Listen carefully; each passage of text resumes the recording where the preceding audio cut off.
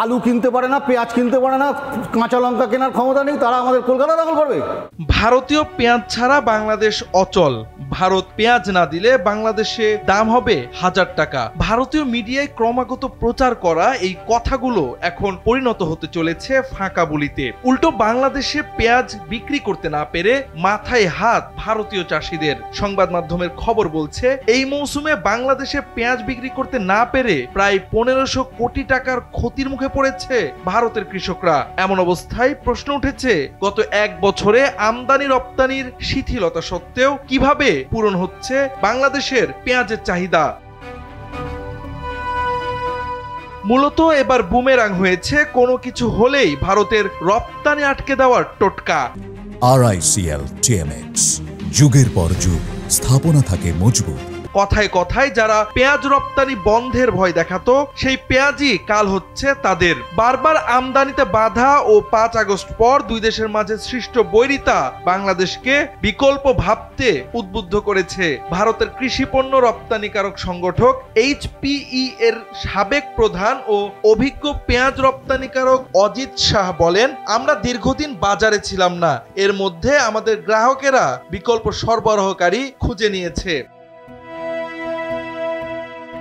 5 August পর অন্তর্বর্তী সরকার নিজস্ব উৎপাদনে বিশেষ মনোযোগ দিয়েছে। উৎপাদনের পাশাপাশি সাময়িক চাহিদা মেটানোর জন্য সহায়তা নিয়েছে চীন ও পাকিস্তানের। বর্তমানে পেঁয়াজ সহ প্রয়োজনীয় বেশ কিছু কৃষি পণ্য আমদানি হচ্ছে এই দুই দেশ থেকে, যা একসময় ভারত থেকে হতো।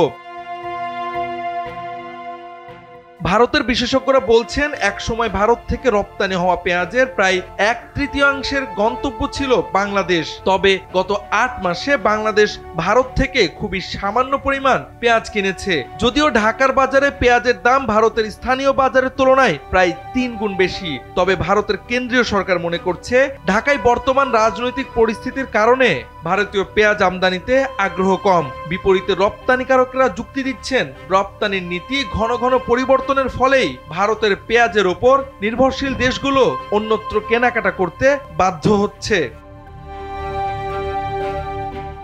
এদিকে দেশে বর্তমানে পেঁয়াজের দাম 100 টাকা ছাড়ালেও কৃষি বিজ্ঞানীদের বড় একটি অংশ নিশ্চিত করেছে দেশে পেঁয়াজের প্রকৃত কোনো ঘাটতি নেই। তাদের মতে, উৎপাদন থেকে ভোক্তা পর্যন্ত প্রতিটি ধাপে মধ্যস্বত্বভোগীদের অতিরিক্ত প্রভাব, পেঁয়াজ সংরক্ষণের অপ্রতুলতা এবং উৎপাদন ও চাহিদার হিসাব নিয়ে অস্বচ্ছতার ফলেই বাজারে সামান্য অস্থিরতা বিরাজ করছে। তবে এটি নিয়ন্ত্রণ করা সম্ভব।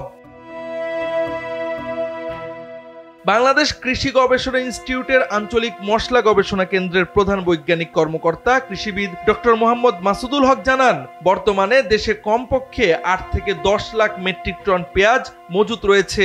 এছাড়া ডিসেম্বরের মাঝামাঝি সময়ে আরো প্রায় 1 লাখ টন গ্রীষ্মকালীন ও মুড়ি কাটা পেঁয়াজ বাজারে আসার কথা রয়েছে, যা এই মজুতকে আরো শক্তিশালী করবে। জাওয়াদ আহমদ, NPB।